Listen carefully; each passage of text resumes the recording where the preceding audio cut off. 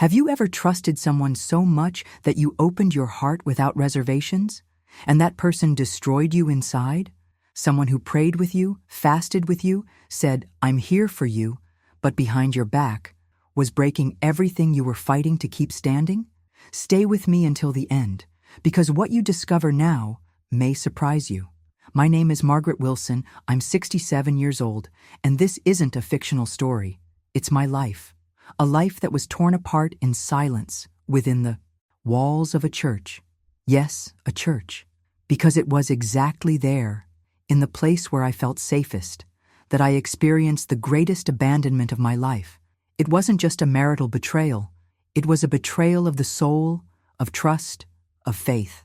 And the worst part? It came from the person I least expected, my best friend in faith, the woman with whom I shared late-night prayers, tears in church services, the deepest secrets of my marriage.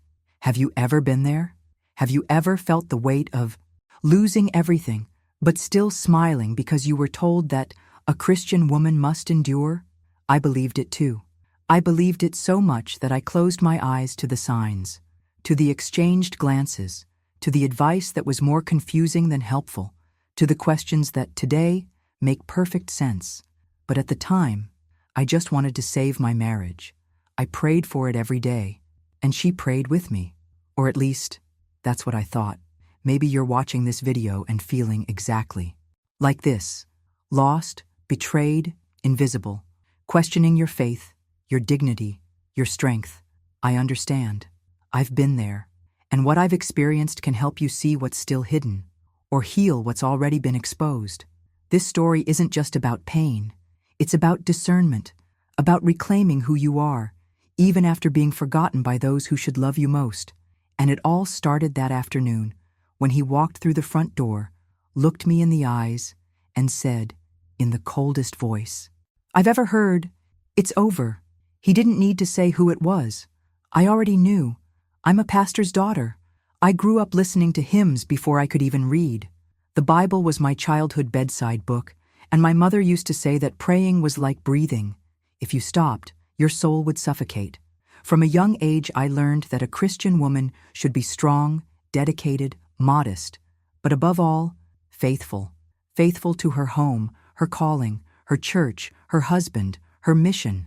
And I took all of this to heart. At 22, I married the man who was my first and only love. He was a deacon, soft-spoken, and had eyes brimming with biblical knowledge. We met at a vigil, exchanging prayers at the altar. At the time, I thought it was a sign, and perhaps it was, just not the kind I imagined. We built a life together, a simple home, 3 children, always Sundays at church, nights of prayer, visits to the older brothers in the congregation. On the surface, everything was stable. It was even beautiful. But what the eyes don't see, the soul senses. Over time, I realized that love had become habitual, that words of affection were rare and gestures of complicity had become automatic, like an overly choreographed dance. I tried not to think about it. I countered my thoughts with verses and convinced myself that every crisis is an opportunity for transformation. But the transformation that occurred wasn't what I expected. It was at this stage that Claire entered my life, a firm, determined woman, the kind who arrives and quickly takes over, a widow full of remarkable stories with a painful past that she used as testimony. She cried in prayer, had gentle words, and a voice that seemed to comfort just by listening. We connected quickly, so quickly that I even found it strange, but I accepted. I thought it was an answer from God, someone to share the burden, to intercede with me, to walk alongside. We became a duo, Claire and I. We prayed together at dawn, exchanged messages with verses throughout the day, fasted for our homes, for our children, for the church leadership. She knew my heart. She knew my fears. She knew that, although I maintained the appearance of a stable woman, inside I was already tired. And that was where the hidden truth lay. Because today, looking back, I see that I wasn't just deceived. I was mapped.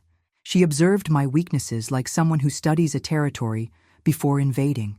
She knew the flaws in my marriage, the times when my husband and I barely spoke, The times when he would come home late and I pretended not to notice. She knew everything, because I trusted her like a sister. But there was one detail I overlooked at the time. Claire had a subtle way of infiltrating our lives.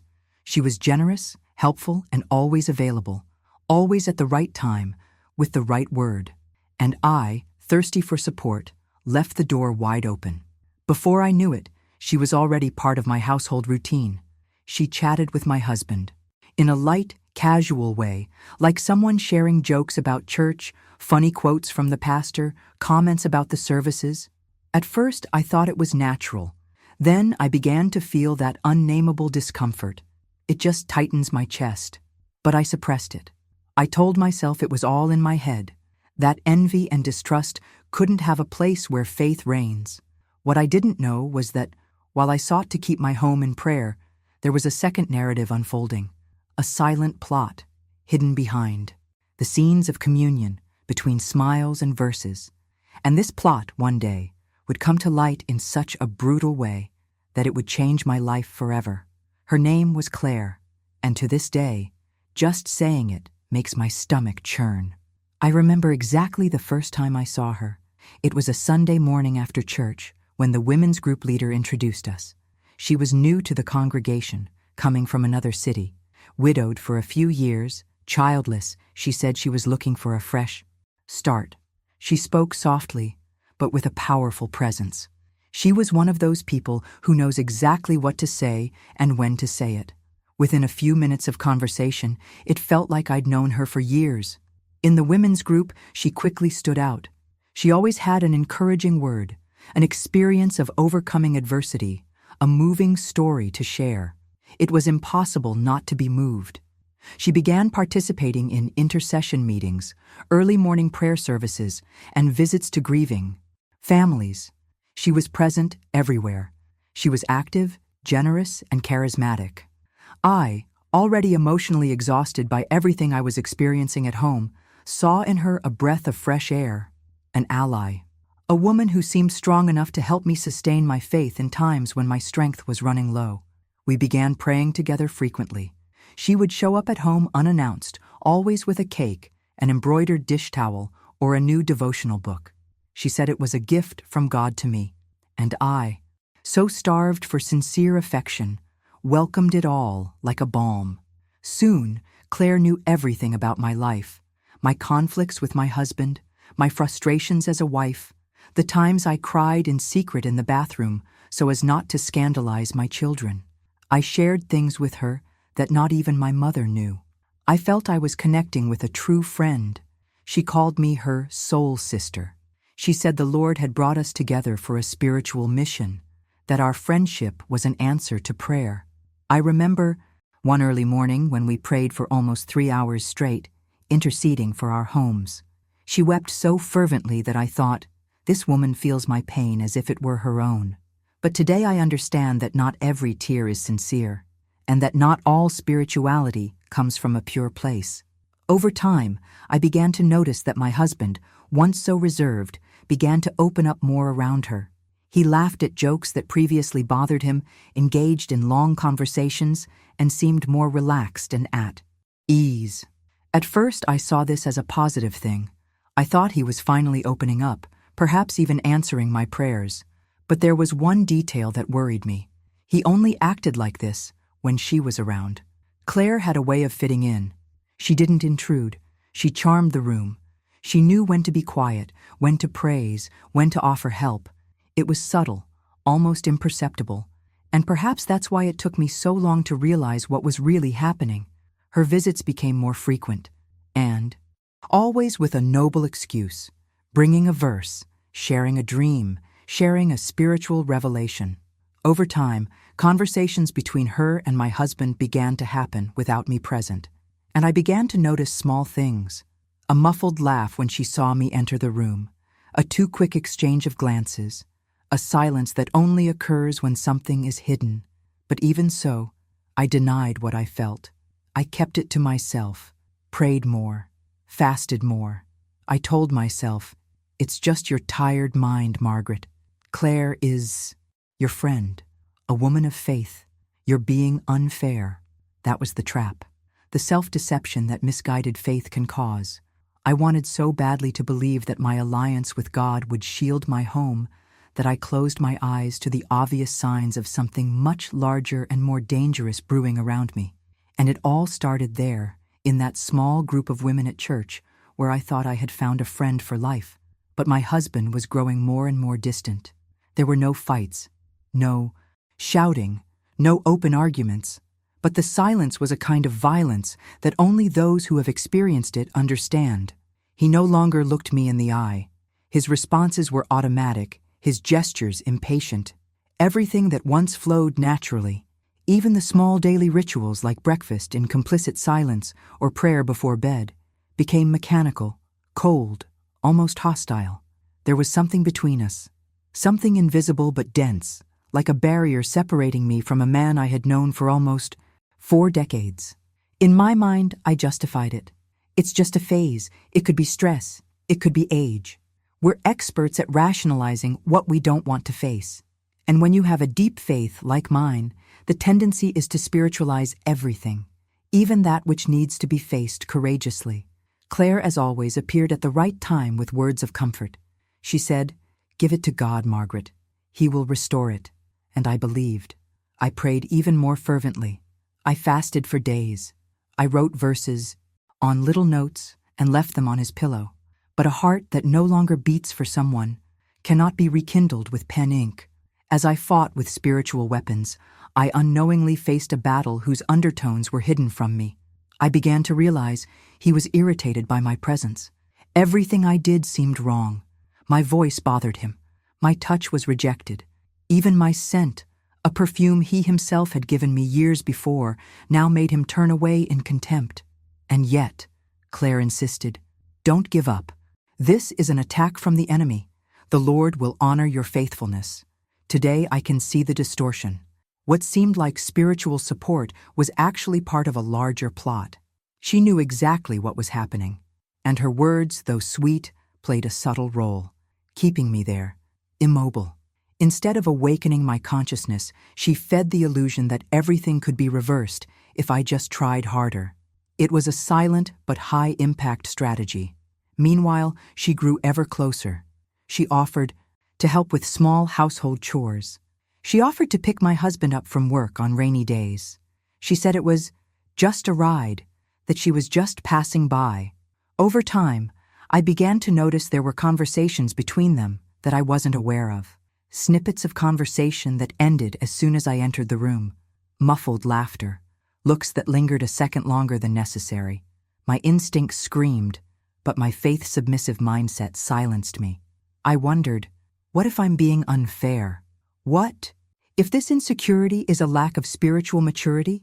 And with this kind of thinking, I became silent. I became accepting. I began to silence my voice within my own home. The hidden truth is that there is a point at which a Christian woman, if she isn't careful, begins to confuse meekness with passivity. And that's exactly where I began to lose myself. The cracks that were once almost invisible began to become clearer. His small decisions, like spending the weekend away to rest or avoiding family meals, were no longer explained. And when I asked, he'd say I was seeing things where there wasn't anything. It was a game of distortions. I felt like I was being pushed out of my own marriage, but without proof, without any way to react, without even understanding exactly what was happening. And in all those moments, Claire was there, with warm hugs, with tearful prayers, with words that said what I wanted to hear but hid a motivation that would only surface later. I became hostage to a narrative that wasn't mine. And it all began with the choice to trust too much, when what I needed was to learn to see. I became hostage to a narrative that wasn't mine, and it all started with the choice to trust too much, when what I needed was to learn to see. In an attempt to save my marriage, I silenced myself. I suppressed my intuition in the name of a misunderstood faith, and the more I gave of myself, the more I seemed to disappear. I wanted to believe it was just a phase, that the wear and tear was normal, that he still loved me. But true love doesn't leave us in the dark. Love doesn't hide. It doesn't disguise itself behind excuses or fake smiles. And perhaps, if you're here listening to this story, it's because somehow it touches something inside you too. Because unfortunately, many of us go through similar situations, but in silence, afraid of appearing weak, ungrateful, or even unspiritual. But there comes a time when the truth needs to be told, not to scandalize, but to liberate. That's why I decided to share all this here, because I know there are other women living similar stories, experiencing pain that doesn't show up in family photos or church pews. If this kind of content resonates with you, if it helps you, gives you clarity, or simply makes you feel like you're not alone, subscribe to the channel. Your presence here is what keeps this message alive. It's what gives meaning to this sharing. When you subscribe, comment, and participate, this conversation becomes a community. And that's one of the most powerful ways to generate real transformation. Your participation here is what makes this channel grow and reach more people with this kind of content. It's what allows stories like mine, and perhaps yours, to reach those who need to hear them most. And honestly, that's what matters most to me.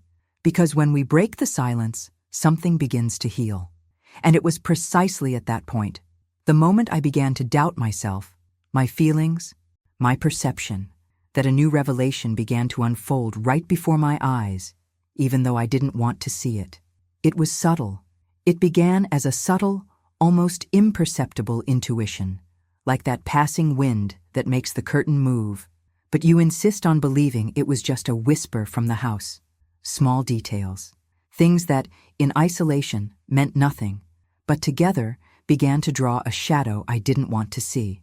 Claire, little by little, seemed to know too much about my routine, about things I hadn't told her, about conversations that hadn't happened in her presence. She commented casually, like someone who accidentally guesses correctly, but I knew it wasn't coincidence. It was as if she were always one step ahead, as if she knew the behind the scenes of my life better than I did. I remember once commenting in the prayer group that my husband had been more absent, and Claire responded with a calm smile. Maybe he's tired of feeling like he doesn't have a place to be heard. That struck a chord. I'd never said that to anyone. I hadn't even thought about it clearly, but she said it as if she knew, as if she'd heard this kind of thing from the source. My heart froze for a moment, but then the theological reason came rushing in, as always. Don't judge. She's a woman of God. It might just have been discernment. We learn to keep quiet, even when everything inside us screams. These little signs began to appear more frequently. My husband smiled differently when she was around.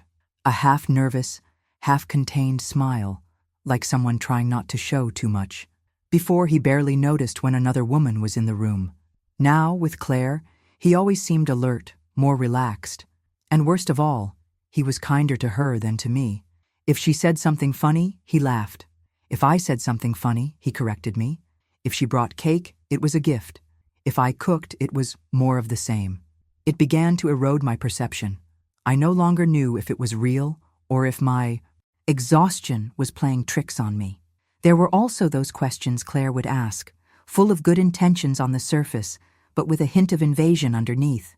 Do you and he still sleep in the same room? Have you been having church services together at home? He's been leaving work really late, hasn't he? And all of this was said completely naturally between tea and prayer.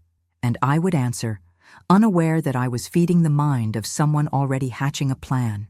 It's hard to accept, but often manipulation doesn't come screaming. It arrives with hugs, with sweet advice, with supposed revelations. And that's exactly why so many people get lost. I tried to rationalize. I told myself, you're overreacting. This is insecurity.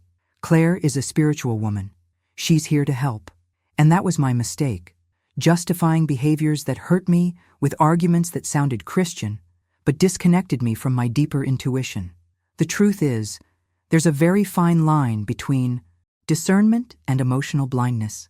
And when we spend too much time trying to be strong, we end up weakening our own perception. I began to grow silent within my own home. My prayers grew quieter, my inner questions intensified, and my body, even without me wanting it to, began to react. I felt my stomach churn every time the two of them were in the same room together. I began to avoid going out and leaving them alone. But at the same time, I felt foolish for thinking this way. The guilt of distrusting someone so spiritual held me back. It's this kind of mindset that holds us back, that prevents us from acting when there's still time, because we don't want to appear weak, or worse, we don't want to appear bitter. But there's something no one teaches us clearly, that protecting our hearts is also a form of faith, that respecting our perceptions is part of the healing journey.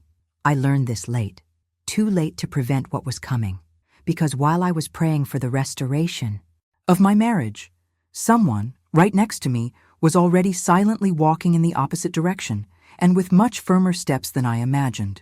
It was just another night, one of those nights you think will end like all the others, with the sound of the television in the background, a cup of lukewarm tea, and a heavy silence between two people who've forgotten how to talk. But that night, something was different. My husband walked through the door with a hard expression, carrying no bag, no visible fatigue, no affection in his eyes. There was just a rigidity on his face that chilled me to the core before any words were even spoken. He didn't sit down, didn't take off his shoes, didn't hug me. He just stood there as if holding a sentence in his throat.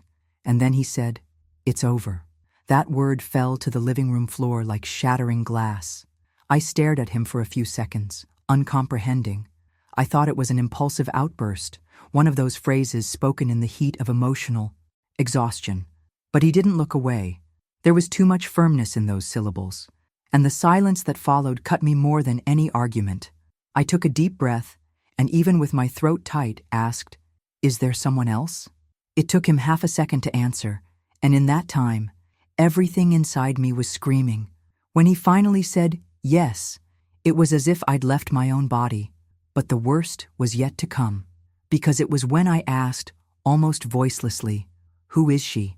that he uttered the phrase that destroyed everything once and for all. "You know her well." In that instant, it wasn't just a marital betrayal anymore. It was the collapse of my worldview. I felt a chill run down my spine, and my stomach twisted as if I'd been punched. I already knew. Even before he confirmed it, even before any name was mentioned, the answer was already pulsing inside me with an ache that needed no translation. Claire.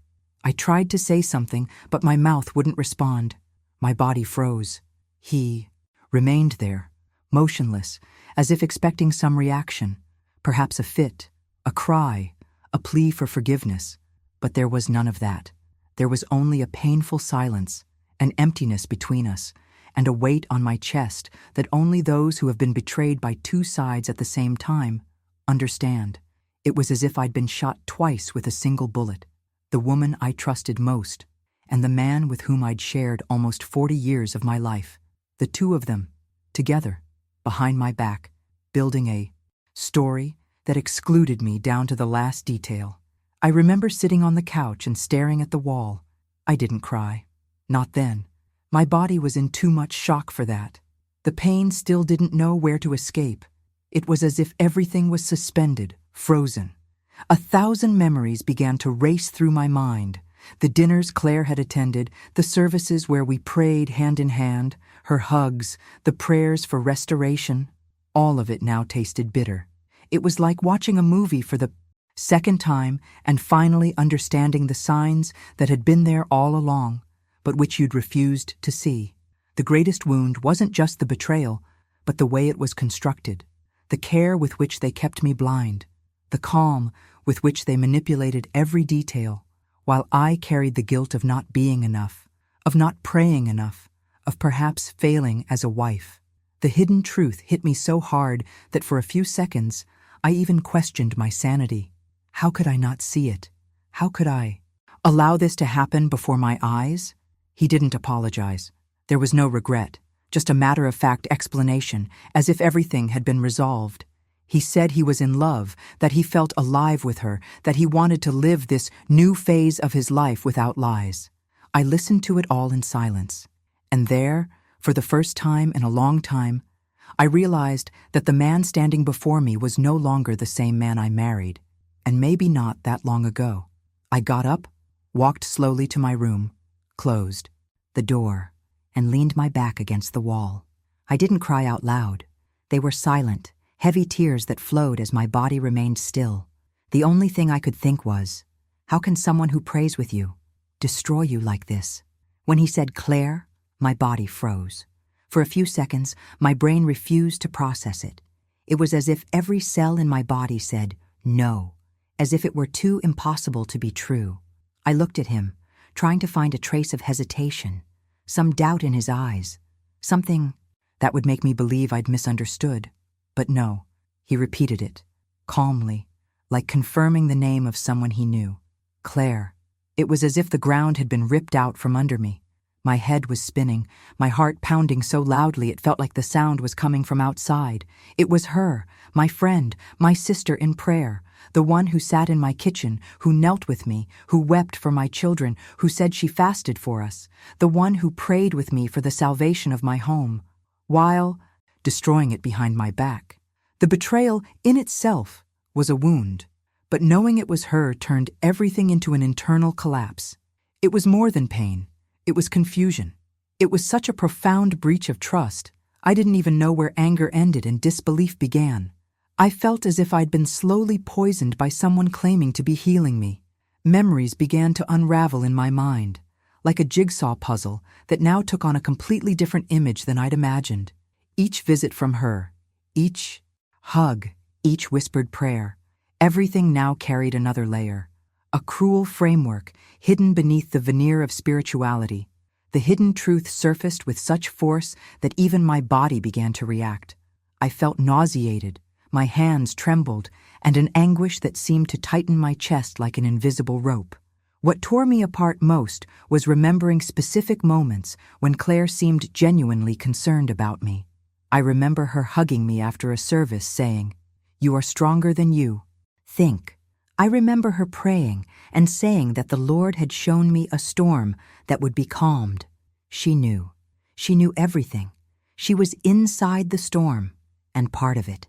And then came a feeling that's hard to explain. Shame. Shame for not having understood, for having trusted so much, for having opened my life like a book. How do we forgive ourselves for having allowed so much? How do we rebuild our own identity after a blow like that? I spent days in silence. I avoided church. I avoided people. I didn't want to hear advice or sweet words. Nothing made sense.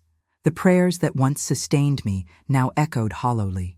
It seemed like everything I believed in had crumbled. My faith was mute, as if even God had stepped away. But deep down, I knew he hadn't left the scene. It was I who was buried under the rubble of my own trust. Discovering the betrayal was the beginning of a new phase in my journey, one that forced me to look at myself in a way I never had before. I began to question not only my marriage, but also how I lived my faith, the decisions I made in the name of obedience, the mindset that kept me trapped in toxic relationships in the name of communion. For the first time in years, I began to see clearly what I had previously only intuited. And there, still without knowing how, I realized that the breakup wasn't just the end of a marriage. It was the beginning of a transformation, a turning point, a revelation about myself that would change everything from then on. Because when pain reveals what we don't want to see, it also makes room for something new to be born. And even amidst the rubble, something inside me, something very small but still alive, began to breathe again. You'd think that after all this, at least the church would welcome me, that the brothers and sisters in Christ, with whom I'd shared years of fellowship, prayer, and service, would be there for me, that someone would put a hand on my shoulder and say, "You're not alone. We'll get through this with you." But that wasn't what happened. What I found was quite different from what I expected. What struck me after the betrayal was a second wound, more subtle but equally sharp. Judgment. The first few Sundays I tried to return, I felt the stares. They weren't direct, they weren't obvious, but they were there, and they hurt. Some sisters moved out of the way when they saw me coming. Others whispered to each other. The feeling was clear. I had become a nuisance, an inconvenience, a reminder of something no one wanted to face head on. as if my presence exposed a flaw everyone preferred to ignore. And the saddest thing is that many preferred to believe more comfortable versions of the story, ones that didn't require confronting the truth. Some people even insinuated that I must have done something to make him leave, or worse, that I shouldn't be exposing the situation. The guilt, already heavy enough, took on new layers. I was silenced with polite smiles and hollow spiritual phrases. I was shunned by those who once called me sister, and I was excluded from the spaces that, for years, had been like an extension of my home.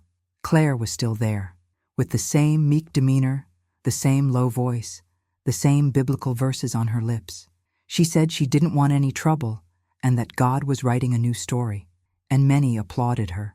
What had previously been hidden was now justified as a new beginning, as freedom, as a movement of the Spirit. It's hard to say, but within the church itself, I was treated like a stumbling block, as if I were the bitter person disrupting the atmosphere, the unity, the peace. It didn't matter how many years I had served, how many late nights I had spent praying for those people, how many times I had reached out.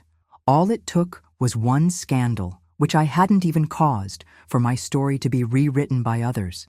And the cruelest thing was realizing how easy it is to lose ground when you no longer fulfill the role expected of you. I became a woman too uncomfortable to fit into the frame they'd designed for me. The one who forgives without asking questions. The one who suffers in silence. The one who doesn't confront, doesn't speak, doesn't question. But something inside me began to shift. This rejection, which at first seemed to destroy me completely, began to bring about a transformation. It was in this place of pain that I began to rethink everything, not just about my marriage, but about the faith I lived, the structure I belonged to, and what it truly meant to be seen by God. There was a hidden truth behind many pious faces, and now it was before me, naked and raw. The church that taught me about love and mercy was the same one that turned its face away when I needed support.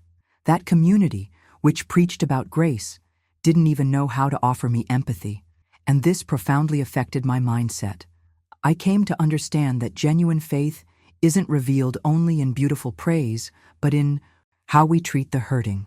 And if there's one thing this journey has shown me, it's that the greatest pain doesn't always come from the fall, but from the abandonment that follows it.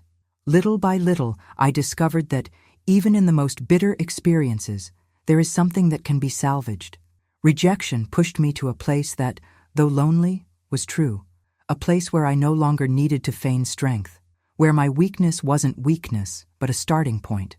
Where I began to rebuild, from scratch, not only my identity, but also my way of believing. And it was there, right in the midst of exclusion, that a new perspective began to emerge. I cared for the children with a love that wasn't just service, it was a vocation.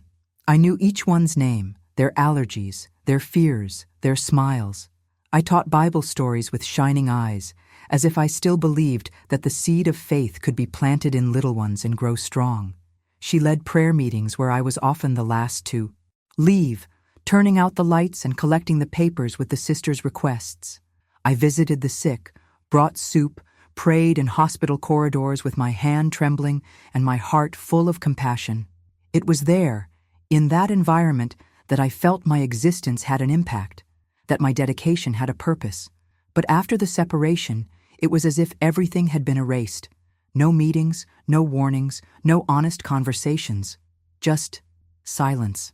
I began to notice that I was no longer called to lead anything, that the invitations to be at the forefront of anything had ceased, and it wasn't hard to understand why. Suddenly, I became the kind of woman the church preferred not to expose. Not because of any sin, but because I was involved in a story too uncomfortable to be accepted without causing discomfort within the system. Some mothers began to avoid me in the hallway. Others changed the subject when I approached. It was subtle, but present, as if I were contagious, as if what happened to me could happen to them, and therefore it was best to keep my distance. And the cruelest thing was that all of this happened without any direct words. No one said, "You can no longer serve," but the doors were closing with a gentleness that almost made me doubt reality. I found myself, suddenly, like a stranger in the space I helped keep alive, as if I had ceased to be useful, as if I had lost my credibility for being betrayed. It hurts to realize how judgment often comes disguised as protocol, as if there were a silent logic that says, if the marriage is over, it's because something in you failed. It's a perverse mentality that camouflages exclusion with spiritual discourse, that prefers to protect appearances rather than heal wounds, that hides its own weaknesses by pointing the finger at those who are broken. And in this scenario, I was slowly erased, not like someone who leaves voluntarily, but like someone who is disinvited with polite smiles and no truth spoken aloud. The feeling was of being alive and invisible. I walked the same hallways, sat on the same benches, sang the same hymns, but I no longer belonged. And what haunted me most was thinking of how many other women had experienced the same rejection. How many sat there, silent, hiding their pain so as not to lose the little space they still had. It's frightening when you realize that the place where you served most can become the place where it hurts most to remain. It was during this period that my mind began to change. I began to see behind the scenes of what I had previously called communion. I understood that behind many verses used as ready-made answers, there was a culture of silence, fear, and control, a structure that often relied more on the appearance of holiness than on practical love. And this forced me to make internal decisions I never imagined I was capable of making. Decisions to protect myself, to listen to myself, to no longer accept the role of blame for a mistake that wasn't mine. As painful as this break with the church I loved so much was, it was there that something new began to grow within me.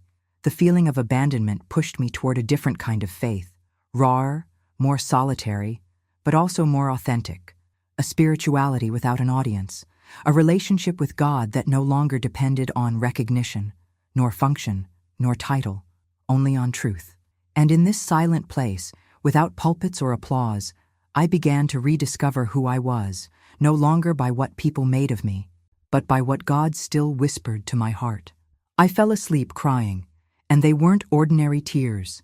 They were the kind that flowed heavily, as if each one carried an unanswered question. I stared at the ceiling in the dark and murmured, "Lord, why? Why me?" It was as if all the certainties that had sustained me for a lifetime had fallen together, all at once. The betrayal wasn't just marital, it was emotional, spiritual, fraternal. Friendship, marriage, church, everything collapsed in a single earthquake, leaving my soul full of rubble. There were nights when the silence of the house seemed to scream. I heard the clock ticking, and it reminded me of the time I wasted trying to keep a home together alone, trying to be strong for everyone, including him. And when everything fell apart, who was left to hold my hand? No one. The prayers I said with Claire seemed to echo in my mind, as if mocking my naivete. And that hurt me more than the physical betrayal. The disappointment with her was like poison that seeps slowly, because it was a pain planted in trust, watered with intimacy, and harvested with coldness. The feeling of being alone was profound, and not just in the sense of not having someone by my side. It was as if I'd lost the place where I felt I belonged. I went to the grocery store, the pharmacy, the bank, but I seemed invisible. No one saw the war raging inside me. No one realized that behind the 67-year-old woman with the calm face, there was a woman in the process of rebuilding, trying to put back together the pieces of a story that had been ripped from her hands.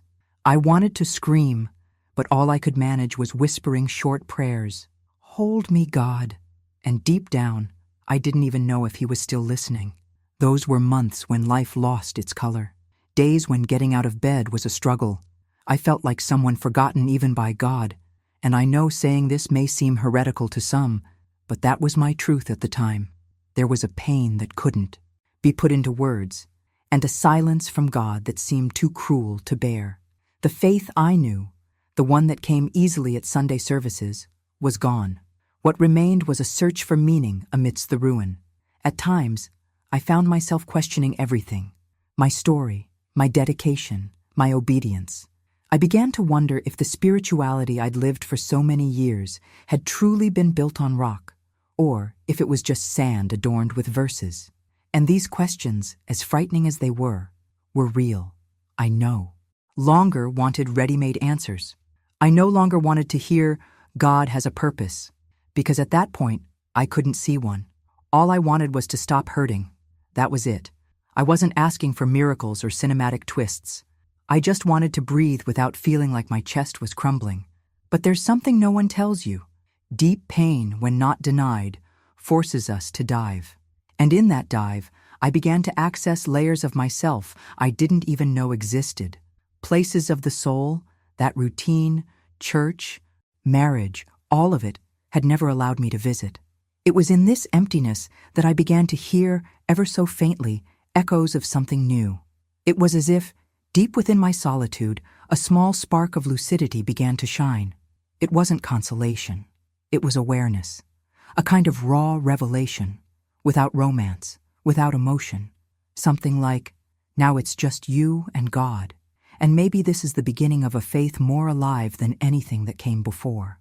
The truth is that some falls reveal more to us than victories. And on that icy ground where I found myself without a marriage, without a friend, without a ministry, and without support, I began to understand what it truly meant to walk by faith, and no longer by the appearance of faith, by real faith, the kind that arises when everything has fallen apart, and yet you decide to breathe, get up, and carry on, even if no one applauds, even if no one understands, even if you're still in the dark. There was a night when I looked in the mirror and didn't recognize myself.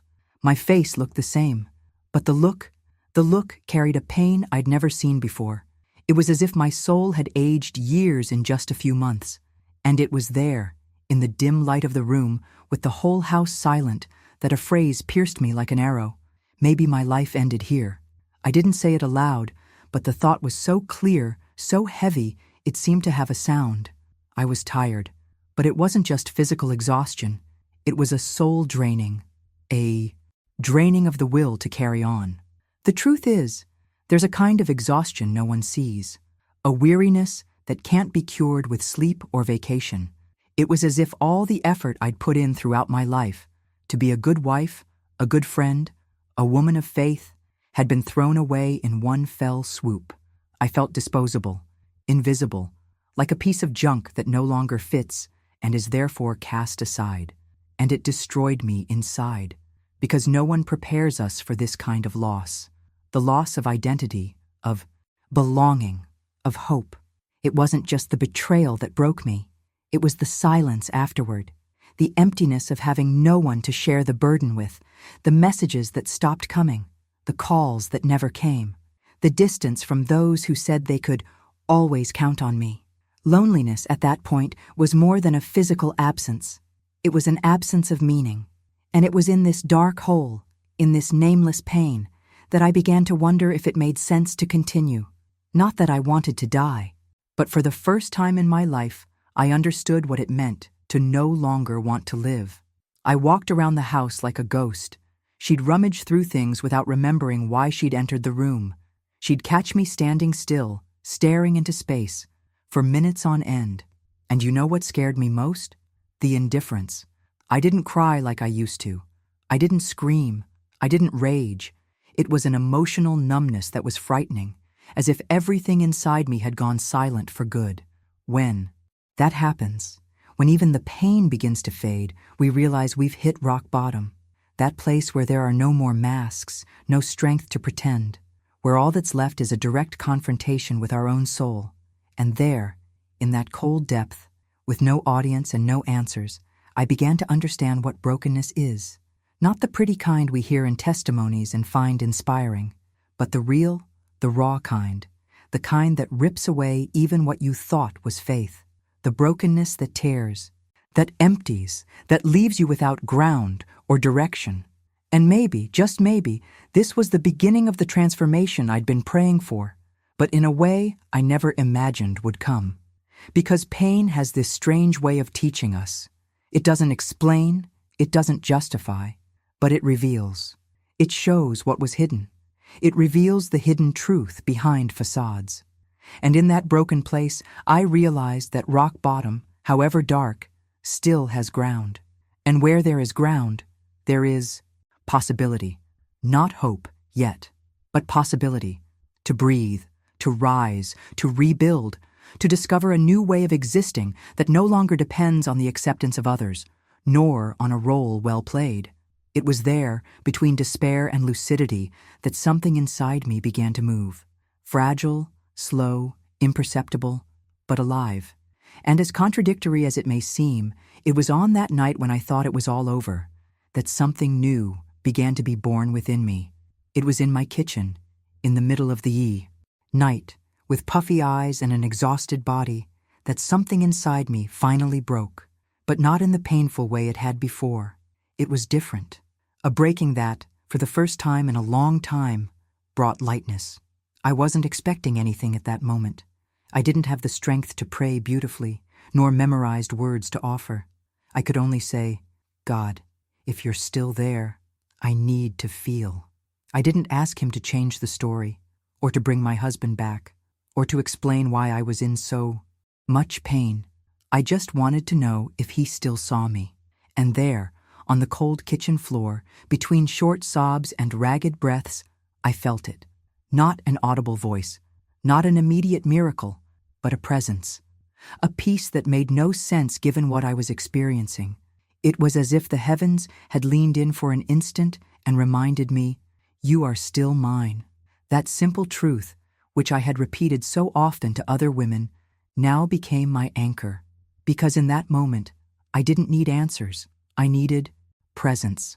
And he was there. It's strange how the greatest revelations of our journey sometimes arise from chaos. Everything I thought sustained me, marriage, ministry, friendships, reputation, had crumbled, but what was left God used. He began to rebuild in me a new mindset, free from the constraints of performance, the pursuit of approval, the obligation to constantly get by.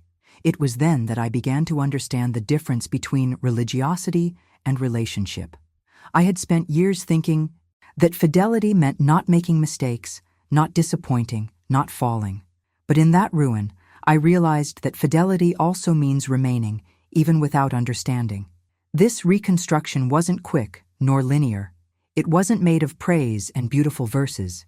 It was made of silent days, of small gestures, of difficult decisions, of accepting that some ties wouldn't be restored, of understanding that some silences were also answers, and above all, of relearning to trust, not in people, not in structures, but in God. A God who didn't prevent the chaos, but remained with me within it, who didn't prevent my fall, but sustained me so I wouldn't die down there. And as this truth took hold within me, a new woman began to emerge, still fragile, still scarred, but with a different perspective. A perspective that no longer sought to justify itself or hide. A perspective of someone who knows she's lost a lot, yes, but not her essence. The faith that seemed to have died was actually being refined. And that changed everything. Because when you rediscover God not at the altar, but in the kitchen, in the backstage of pain, in the improvisation of real life, something in you changes forever.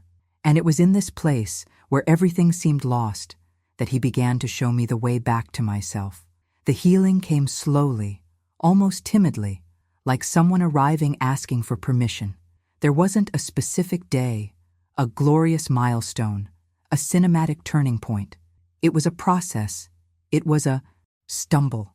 It was a decision repeated every day to not let the trauma be the final chapter of my story. For a long time, I still looked in the mirror and saw flaws. Not physical flaws, but the kind the eyes carry when the heart still bleeds. I carried questions no one answered, and a strange feeling of guilt, as if I had caused it all, even though I knew, rationally, that it wasn't true. Still, my body, my soul, my memory insisted on condemning me. And it's cruel when your greatest judge lives within you. But it was in that silent place, where no one applauded me, where there was no worship or spotlight, that God began to teach me a new way of seeing myself. He didn't correct me harshly, as I had so often done. He showed me, with grace and patience, that forgiveness is more than releasing the other. It's redeeming yourself.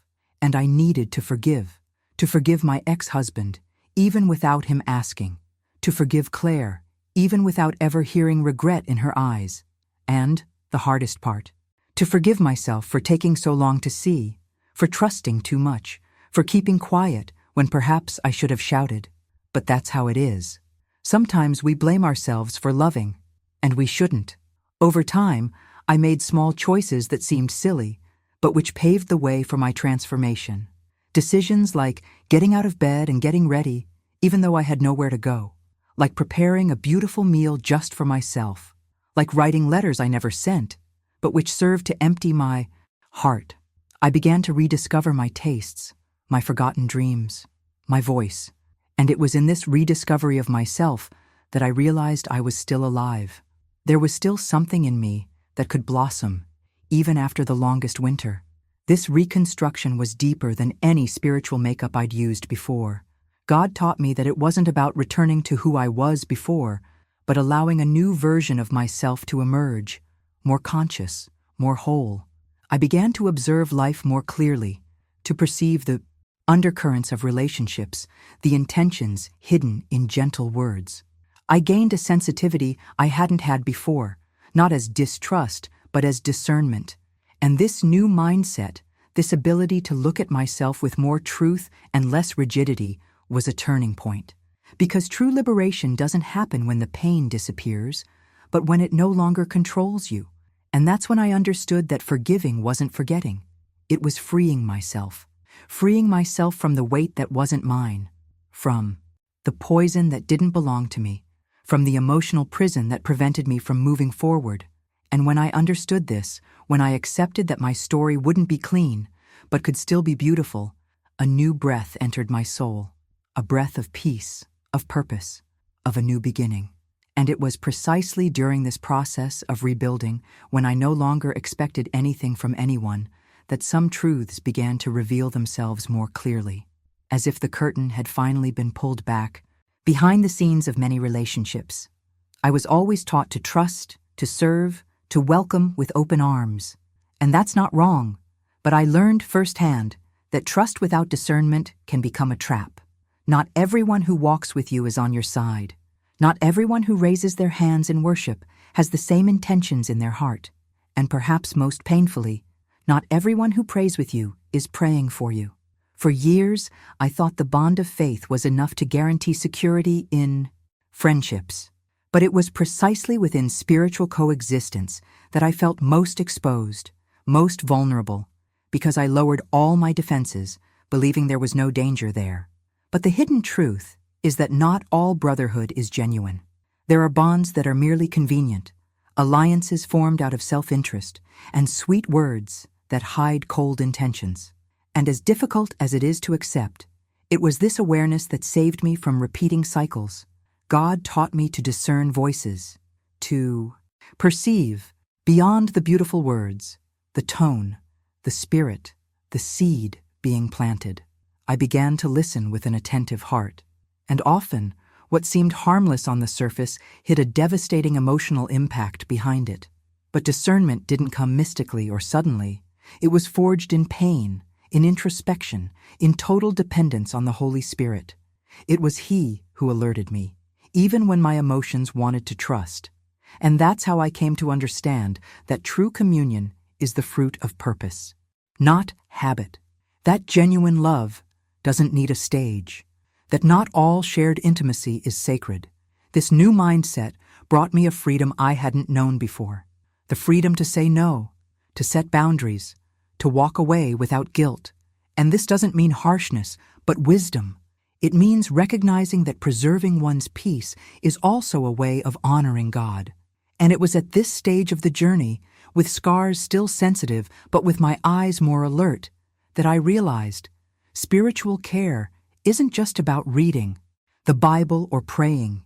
It's about who you open your soul to. Today, at 67, when I look back, I no longer see just the wounded woman. I see a story marked by cracks, yes, but also by reconstruction. And it wasn't quick, nor romantic. It was real. God didn't restore my marriage. He restored me. And, as little as that may seem to those who romanticize happy endings with human reconciliations, I can say with all the certainty in the world, it was the greatest gift I've ever received. Because the truth is, there are bonds that bind us more than they free us. And sometimes you have to see everything crumble to understand who you truly are without the roles you were given, without the labels you were given, without the expectations placed on you.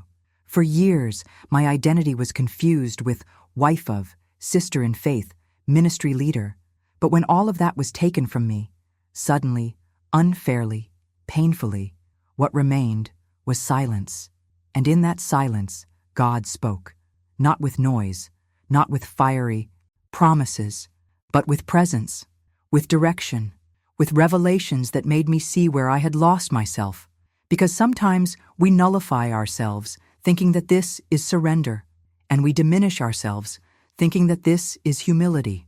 But no, I learned that submission is not disappearing, that love is not remaining silent in the face of injustice, that service is not accepting everything without question.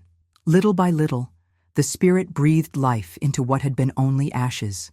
Shame gave way to dignity, rejection to a sense of purpose, and subtly but firmly, I began to rise. Not as before, not in a rush to show strength, but with an awareness of who I was in Him. I began to laugh again, making plans, taking care of myself, not out of vanity, but as a sign of respect for the woman God was rebuilding. And on this journey, I began to realize that the greatest miracle was not in reversing the past, but in redirecting the future. And if today, upon hearing all this, your heart aches, know that it's not for nothing.